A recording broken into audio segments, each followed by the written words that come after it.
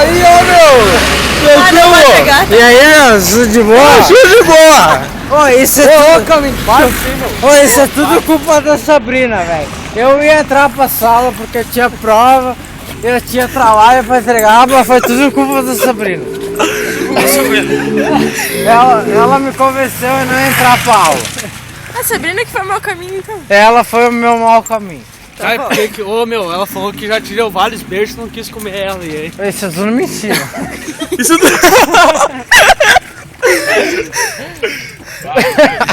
Não sou, mano. Esse aí tá mais ou menos.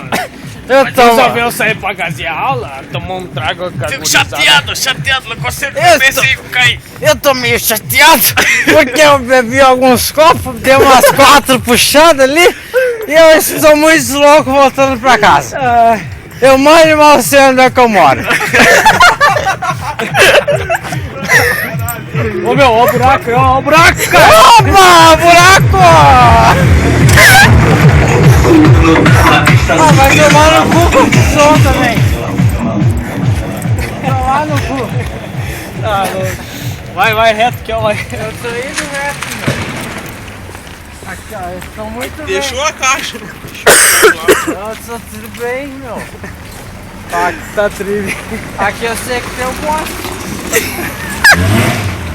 Vai tomar no seu cu com essa bichinha.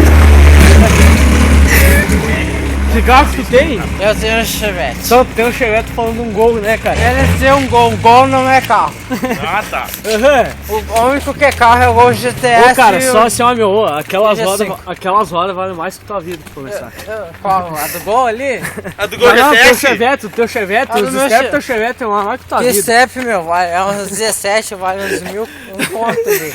Meu conto, tá louco. Não, um conto só. Aquela ali vale o dobro do meu carro. Ô, aquela meu, zona. vomita aí, ó. Não, não consigo vomitar, velho. Primeiro Bento que não vomita. Ô, eu posso... Agora, né? Eu não sei, ela já me viu bêbado umas 3 vezes, ela não gostou nada.